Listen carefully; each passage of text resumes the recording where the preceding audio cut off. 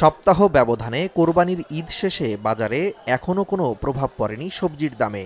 সাপ্তাহিক ছুটির দিনে বাজারগুলোতে বেড়েছে সবজির চাহিদা। কোরবানি ঈদের রেশ কাটতে না কাটতেই সাপ্তাহিক ছুটির দিনে চাঙ্গা হয়ে উঠেছে বন্দরনগরী চট্টগ্রামের কাঁচা বাজারগুলো। মাংসের একঘেয়েমি কাটাতে ছুটির দিনে ক্রেতা সাধারণ ঢুকছেন সবজির বাজারে। বেড়েছে সরবরাহ, তবে দাম অনেকটাই স্থিতিশীল। আমরা ফুলকপির দাম ছিল আপনাদের 200 টাকা 220 টাকা কোন বিক্রি করছি, এখন 140 টাকা 130 টাকা করে বিক্রি করতেছি। দাম আছে মোটামুটি আছে 50-60 টাকা এই ভিতরে আর সবজির দাম আছে আর মোটামুটি।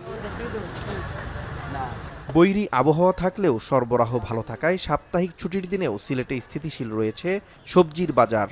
বাজারে গড়ে 50 থেকে 60 টাকায় সবজি বিক্রি হওয়ায় স্বস্তিতে বাজার করছেন ক্রেতারা। সপ্তাহ ব্যবধানে শিম, করলা, মিষ্টি কুমড়া, লাউ সহ সব সবজির দাম কমেছে 5 থেকে 15 টাকা। বিক্রেতারা বলছেন সরবরাহ ভালো থাকায় বাজারে সবজির কোনো কমতি নেই, তাই দামও রয়েছে নাগালের মধ্যে। অন্যদিকে দাম স্থিতিশীল থাকায় স্বস্তিতে ক্রেতারা। তাদের দাবি বিভিন্ন অজুহাতে যেন সবজির দাম বাড়ানো না হয়।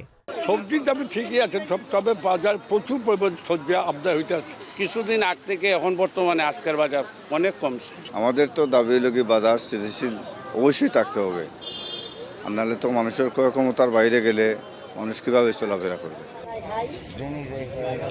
সপ্তাহ ব্যবধানে জামালপুরে কম সব সবজির দাম, তবে অপরিবর্তিত পেঁয়াজ, রসুন ও আদার দাম। কেজি প্রতি সবজিতে দাম কমেছে 10 থেকে 15 টাকা।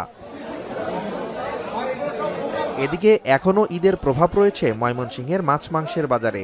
মাছের বাজার কিছুটা জমলেও মাংসের বাজারে বেচাকেনা কম। চাহিদার চেয়ে সরবরাহ কম থাকায় বাড়তি মাছের দাম, আর আগের দামেই বিক্রি হচ্ছে গরু ও খাসির মাংস।